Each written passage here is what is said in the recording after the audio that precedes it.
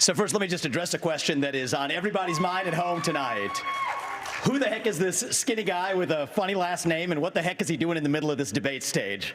Former New Jersey Governor Chris Christie noticed something sounded a little too familiar in Vivek Ramaswamy's opening comments on the Republican primary debate stage. The last person in one of these debates, Brett, who stood in the middle of the stage and said, "What's a skinny guy with an odd last name doing up here?" was Barack Obama, and I'm afraid we're dealing with the same type of amateur standing on stage tonight. Hope of a skinny kid with a funny name who believes that America has a place for him too. Yes, is Vivek a plan? This is a question a lot of people are asking. On this video, we are going to take an exclusive look into all this. I have seen the rise of content creators, especially some Libras doing videos to actually bring out some aspects about Vivek that you have not seen. This guy recently sent out an apology to Vivek.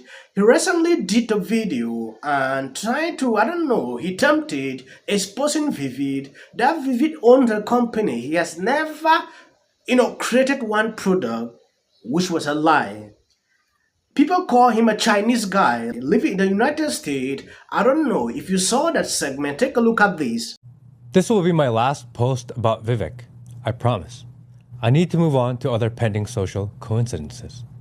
I was wrong, and I'll admit it. I said Vivek's company Roivant had no successful product, but I was mistaken, kind of.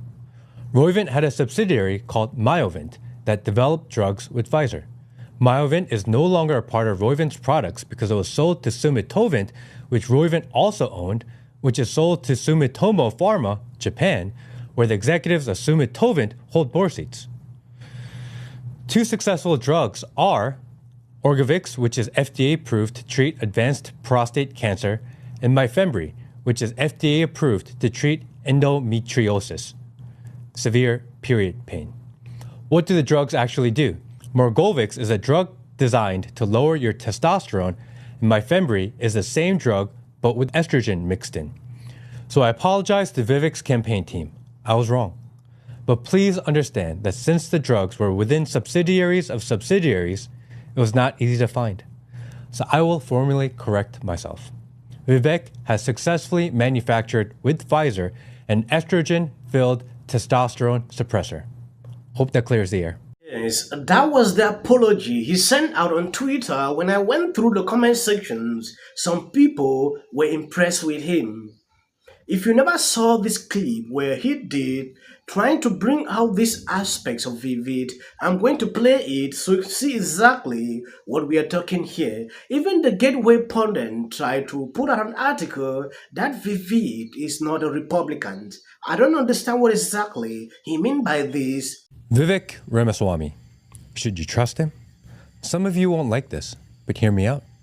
He seems to be everywhere. Clips of him giving it to the man and calling out the establishment all over social media. Skyrockets from unknown to top of the Republican polls. And I understand why. He says what we all want to hear. End the war, secure the border, drain the swamp, unity, freedom, truth. Which outlets are considered untrustworthy propaganda media?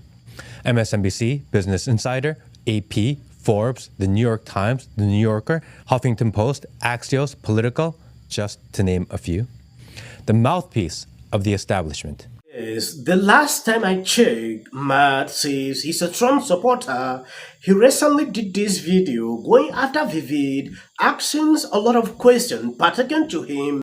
According to this article recently published by the Gateway Pundit, Vivek voting record shows he is not registered Republican and donated to anti-Trump Democrat candidate in 2016. Mouthpiece of the establishment.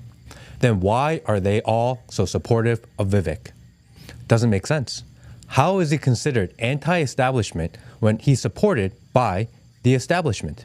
If you or I were to say some of the anti-woke things he says, we would be shadow banned. But somehow, he's trending on every single major social media platform. Prior to politics, he was a hedge fund manager. His claim to fame was a pharmaceutical startup company called Roivant. In the 9 years it's been in business, it has never been profitable or delivered a working product. Although Roivant continues to fail their clinical trials, they were able to find investors and raise money, making Vivek an extremely wealthy entrepreneur.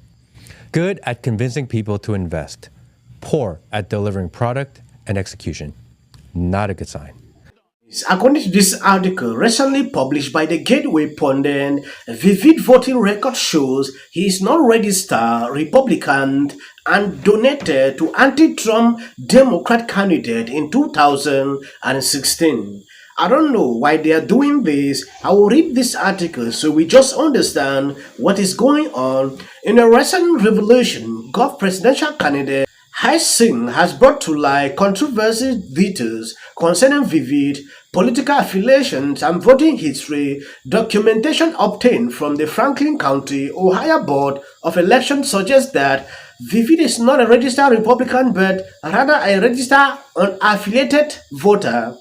In a Twitter post, Singer wrote, per documentation received by Vivek, Ohio Board of Election, Vivek is not a registered Republican but registered unaffiliated and never voted in a Republican primary in his entire life. You can see clearly this document.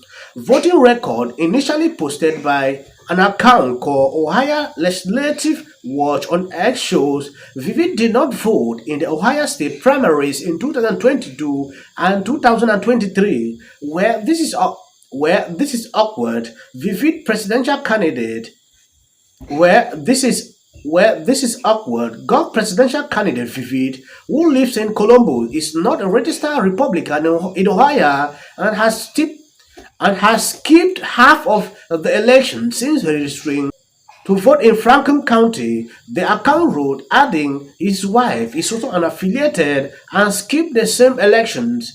His parents live in Hamilton County and do not appear to be registered to vote, not at the address where they claim an owner-occupied property tax reduction. The post concluded this record have been independently reviewed by NBC News. Vivek 39 is listed as an affiliated voter in Franklin County, Ohio, where he's been registered to vote since November 2021 after he moved to Columbus. The biotech multimillionaire has described himself as being a libertarian freestyler in college.